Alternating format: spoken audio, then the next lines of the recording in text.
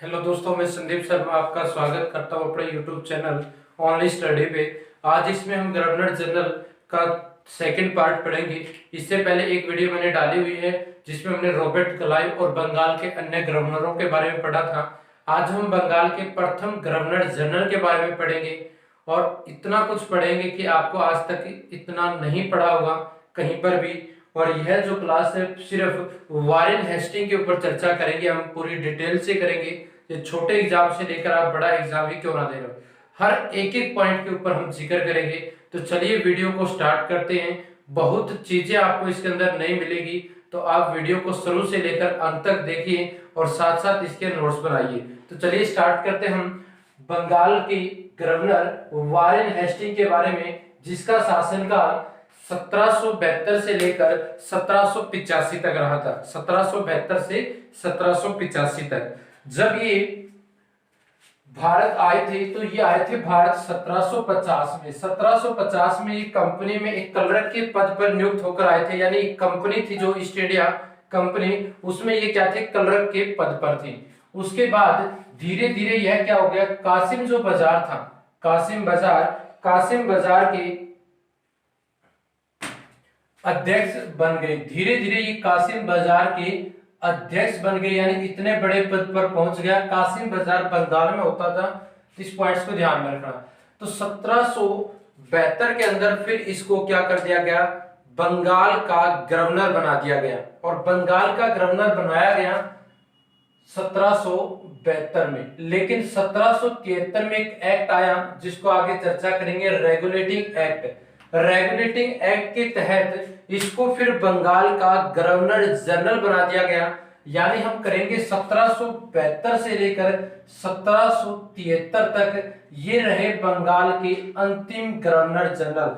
तो बंगाल का अंतिम गवर्नर पूछा जाए तो आंसर आएगा आपका वारेन हेस्टिंग। और बंगाल के प्रथम गवर्नर थे रॉबर्ट क्लाइव, जिसका शासनकाल 1757 से लेकर 60 तक था।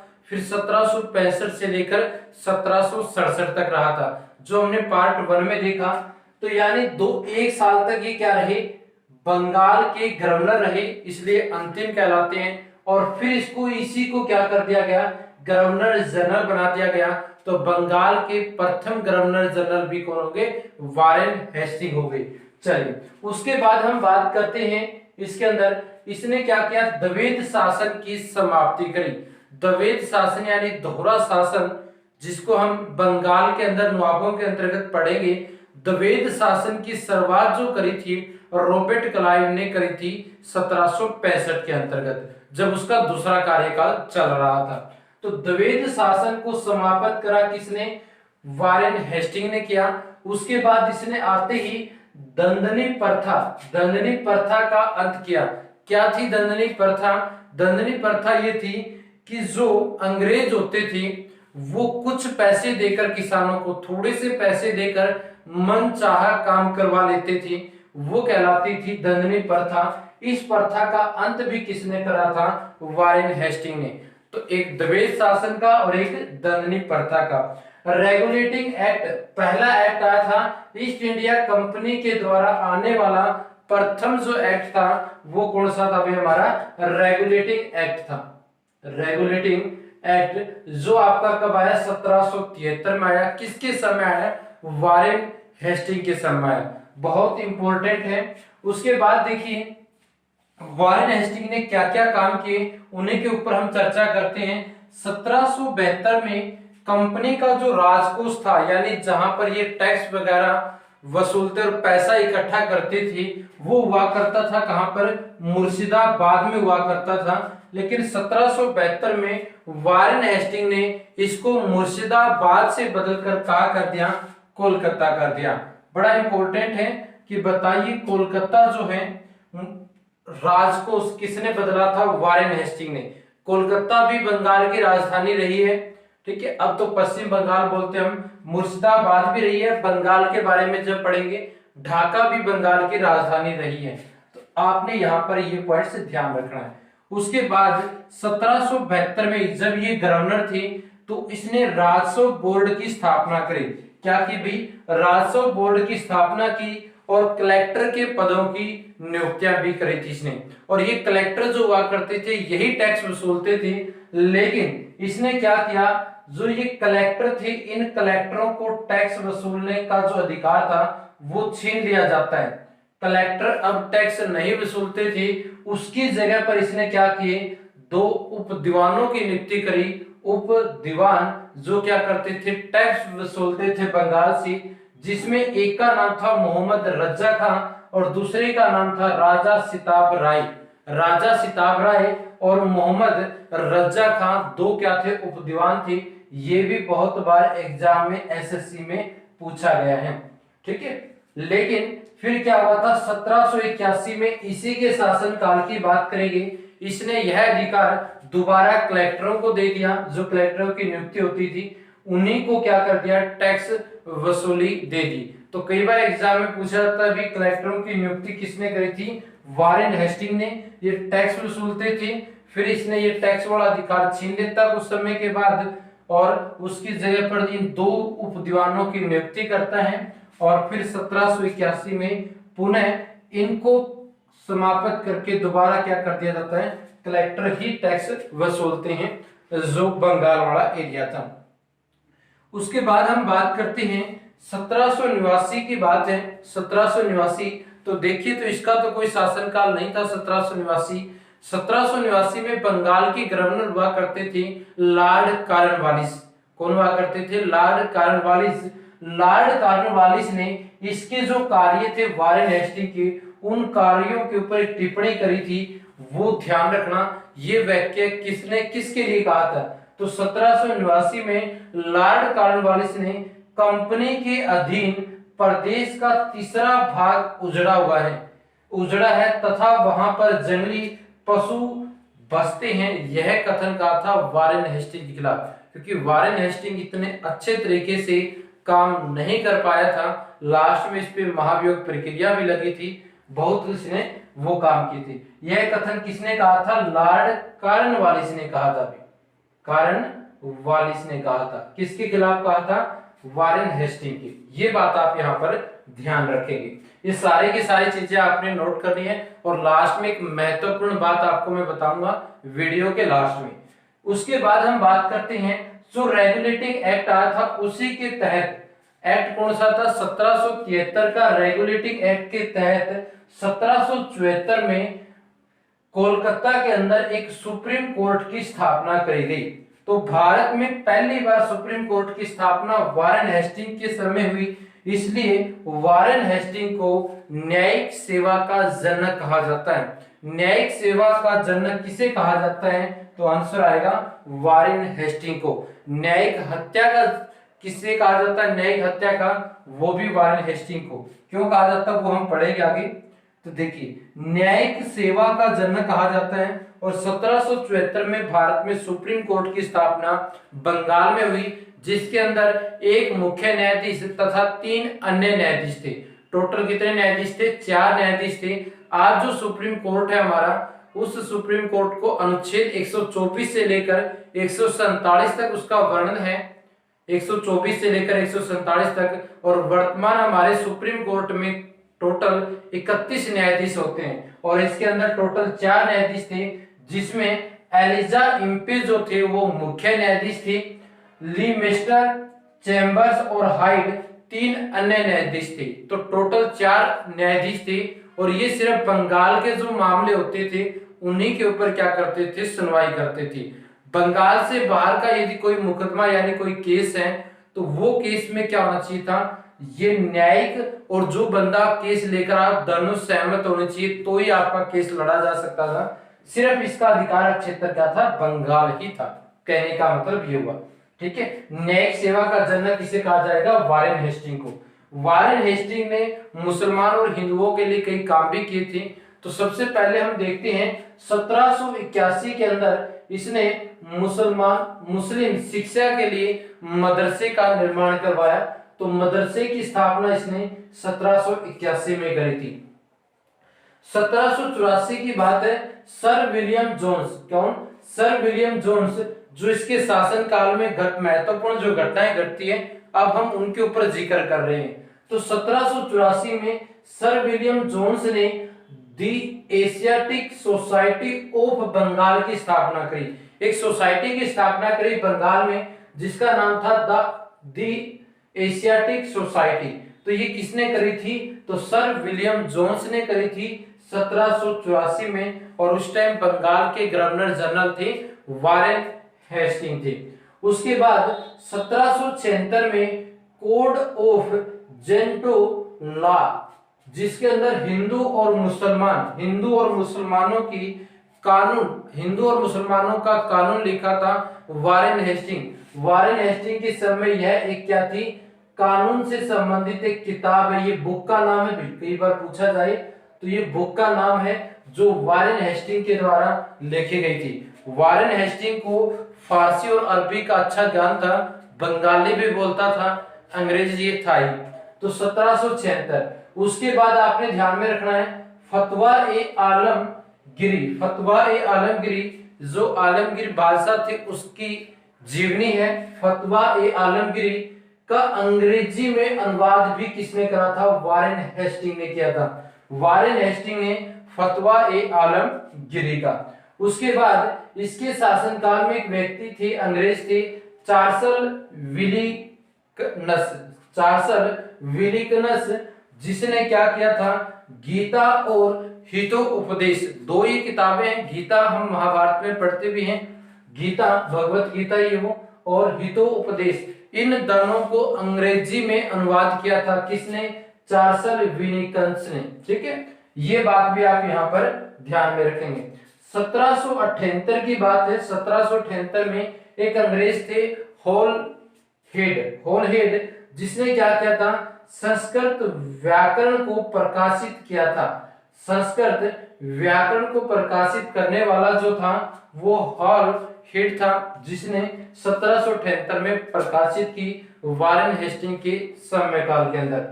29 जनवरी 1780 बड़ी इंपॉर्टेंट डेट है। इस समय भारत का प्रथम समाचार पत्र प्रकाशित हुआ था।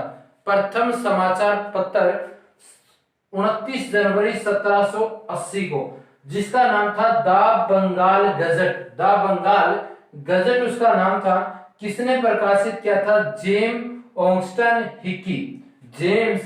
हॉक्स्टन हिक्की ने इसको इंग्लिश के अंदर प्रकाशित किया था। इसलिए 29 जनवरी को समाचार पत्र दिवस मनाया जाता है। तो समाचार पत्र दिवस कब मनाया जाता है? 29 जनवरी को। क्यों मनाया जाता है? क्योंकि इस दिन क्या किया गया था? हमारा पहला समाचार पत्र द बंगाल गजट प्रकाशित हुआ था। कौन सी लैंग्वेज में था ये? इंग्लिश में था। उसके बाद बहुत सारे समाचार पत्र प्रकाशित होते हैं। आगे हम बात करें 1784 के अंदर पिट्स इंडिया एक्ट आता है। पिट्स इंडिया एक्ट, और इस पिट्स इंडिया एक्ट का विरोध भी करता है वारेन हेस्टिंग। ठीक है, इसी के कारण आगे महाभियोग प्रक्रिया का सामना भी करना पड़ता है इसको। पिट्स इंडिया एक्ट किसके शासनकाल में आया था? वारेन हेस्टिंग के शासनकाल में आया था। और इसमें क्या किया गया था? जो गवर्नर परिषद थी, उस परिषद में कुल 4 सदस्य हुआ करते थे, उन 4 की जगह 3 हुए। ये एक बड़ा इंपॉर्टेंट पॉइंट्स बनता है कि परिषद के अंदर संख्या कब घटाई गई थी? पिट्स इंडिया एक्ट के तहत घटाई गई थी। इसी वारेन हेस्टिंग ने मुगल जो सम्राट थे, मुगल सम्राटों को पेंशन दी जाती थी, वार्षिक पेंशन 26 लाख रुपए वार्षिक पेंशन दी जाती थी। और इसने क्या किया था? मुगल बादशाहों की पेंशन बंद कर दी थी। ठीक है, वारेन हेस्टिंग ने। ये भी पॉइंट्स ध्यान में रखना है। और कितनी मिलती थी? 26 लाख रुपए प्रति वर्ष मिलती थी। एक साल के 26 लाख रुपए देते थे, फिर ये अपना मनचाहा काम वहां पर करते थे। मुगल जो सम्राट थे वो इनके खिलाफ कोई कार्रवाई नहीं करते थे। ठीक है, चलिए उसके बाद अगला हम बात करें 1774 में एक युद्ध लड़ा गया, रोहेला का युद्ध लड़ा गया। भाई रोहेला का युद्ध किसके शासनकाल में? वारेन हेस्टिंग के शासनकाल में लड़ा गया। और 1775 से 1782 तक प्रथम मराठा अंगला युद्ध हुआ था, यानी मराठों का और अंग्रेजों का युद्ध हुआ। लेकिन लास्ट में जाकर इसमें साल बाई की संधि हो जाती है। साल बाई की संधि जो हुई थी वो वारेन हेस्टिंग के टाइम हुई थी। और ये चीजें जो हम पढ़ रहे हैं युद्ध, ये शासन काल के अंतर्गत पढ़ रहे हैं। जब आपको मैं इसके अंदर मराठा मैसूर वाला जो करवाएंगे, टीपू सुल्तान वगैरह को पढ़ाएंगे, तब इन युद्धों को अच्छे तरीके से जानेंगे। अब हम चल रहे हैं गवर्नर जनरल का टॉपिक लेकर, न कि हम वंशों को लेकर चल रहे हैं। 1780 से 84 के बीच दूसरा अंगला मैसूर युद्ध हुआ। मैसूर अंगला युद्ध यानी अंग्रेज और मैसूर का युद्ध हुआ, जिसके अंदर क्या हुआ था, मंगलोर की संधि हुई थी। कौन सी संधि हुई थी बच्चों भाई? मंगलोर की संधि हुई। 1780 से 84 तक ये युद्ध लड़ा गया। 1775 में आसुफदौला जो अवध का नवाब बना, अवध के नवाब थे आसुफदौला, जिसके साथ वारेन हेस्टिंग और आसुफदौला के बीच बनारस और फैजाबाद की संधि हुई थी 1775 में। बड़े इंपॉर्टेंट है, आगे हम पढ़ेंगे। बनारस और फैजाबाद की संधि वो किसके बीच हुई थी? अवध का नवाब और वारेन हेस्टिंग के बीच हुई थी। 1775 की बात है कि एक ब्राह्मण थे बंगाल के, जिसका नाम था नंद किशोर। नंद किशोर ने वारेन हेस्टिंग के ऊपर आरोप लगाकर सुप्रीम कोर्ट जो 1774 में बना था, सुप्रीम कोर्ट में इसके ऊपर केस कर देता है। और केस किस बात का कर देता है? जो मुन्नी बेगम थी, जो मीर जाफर की विधवा थी, यानी मीर जाफर की पत्नी थी मुन्नी बेगम, उससे 3.5 लाख रुपए, 3.5 लाख रुपए की रिश्वत लेता है। और बंगाल का नवाब की नियुक्ति के समय, वे बंगाल का नवाब बनाने की नियुक्ति के समय 3.5 लाख रुपए की एक घूस यानी हम कह सकते हैं आपकी रिश्वत लेता है। और यह केस करा किसने? नंद किशोर ने सुप्रीम कोर्ट में। और सुप्रीम कोर्ट भी इन्हीं का था, ठीक है। और उस टाइम जो एलिजा इम्पे थे वो क्या थे? सुप्रीम कोर्ट के मुख्य न्यायाधीश थे। एलिजा इम्पे ने मिलकर, वारेन हेस्टिंग दोनों ने मिलकर किसी तरीके से झूठे बनाकर इसको क्या कर दी? फांसी की सजा दिला दी। किसको? नंद किशोर को, जिसे इतिहास में इसको न्यायिक हत्या कहा जाता है। न्यायिक हत्या का संबंध वारेन हेस्टिंग और नंद किशोर के बीच में है। उसके बाद इसकी एक बुराई और सामने आई। एक तो ये हो गया, दूसरी बुराई इसके सामने आई कि बनारस के राजा थे चेत सिंह, और चेत सिंह से भी इसने क्या की थी? रिश्वत ली थी। इसलिए इसको लास्ट में जाकर क्या कर दिया जाता है? इंग्लैंड में बुला लिया जाता है, ठीक है। बनारस के राजा चेत सिंह से भी रिश्वत ली, नंद किशोर को क्या कर दी? फांसी की सजा दिला दी। पिट्स इंडिया एक्ट का विरोध मैंने बताया आपको, क्या कर दिया इसने? विरोध किया। इन सारों के कारण फरवरी 1785 में क्या कर दिया इसने? गवर्नर जनरल पद से इस्तीफा दे दिया। भी गवर्नर जनरल के पद से इस्तीफा दे दिया। और इस्तीफा देने के बाद इसको इंग्लैंड बुलाया गया। और बर्क नाम का एक व्यक्ति था, क्या नाम था उसका? बर्क। और बर्क ने इसके ऊपर महाभियोग प्रक्रिया शुरू कर दी। महाभियोग प्रक्रिया हमारे संविधान के वर्तमान में अनुच्छेद 61 के अंदर आती है। महाभियोग प्रक्रिया, जो एकमात्र गवर्नर जनरल था जिसके ऊपर ये महाभियोग प्रक्रिया लगी, और आज तक भारत के किसी भी राष्ट्रपति के ऊपर महाभियोग प्रक्रिया नहीं लगी है। और 1788 से लेकर 1795 तक इस महाभियोग प्रक्रिया का मतलब प्रचलन चलता रहा, यानी इसके ऊपर यह लागू हुई। 1795 के अंदर यह क्या हुआ? जितने भी इसके ऊपर आरोप लगे थे उन आरोपों से ये मुक्त हो जाता है, यानी कोई भी आरोप इसके ऊपर सिद्ध नहीं होता जो बर्क ने इसके ऊपर लगाई थी। तो महाभियोग प्रक्रिया किस गवर्नर जनरल पर लगी थी? वारेन हेस्टिंग पर लगी थी। उसके बाद जब इसने इस्तीफा दिया, इस्तीफा देने के बाद ये चला गया, तो इसकी जगह पर एक अस्थायी गवर्नर बनाए गए, यानी परमानेंट नहीं थे, जिसका नाम था sir John Macpherson. Sir John Macpherson को अस्थायी गवर्नर बनाया गया। 1785 से 86 1 साल तक रहा था। एकमात्र ऐसे गवर्नर थे जो अस्थायी नियुक्त किए गए। इसने कोई काम नहीं हुआ इसके शासनकाल में। उसके बाद क्या होता है?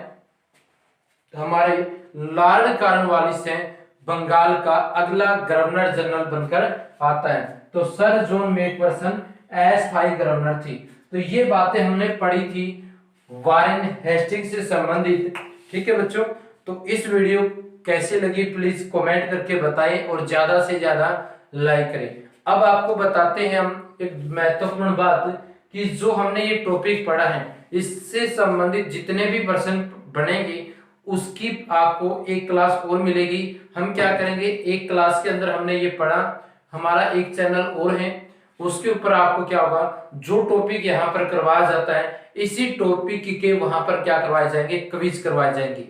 ठीक है, जो आपके एग्जाम में बनते हैं, आपने टॉपिक पढ़ा, इसको नोट किया, अब इससे प्रश्न किस टाइप के बनेंगे वो हम पढ़ेंगे दूसरे चैनल पर। उस वीडियो का जो लिंक होगा आपको इस वीडियो के डिस्क्रिप्शन में दे दिया जाएगा। वीडियो देखने के लिए धन्यवाद। उस वीडियो को भी जरूर देखें आप और इसको पहले देखें। ठीक है, इस ये पढ़ने के बाद आपको वो चीजें समझ में आएगी भी क्वेश्चन किस प्रकार से आपके बनेंगे। तो चलिए इस वीडियो में इतना ही।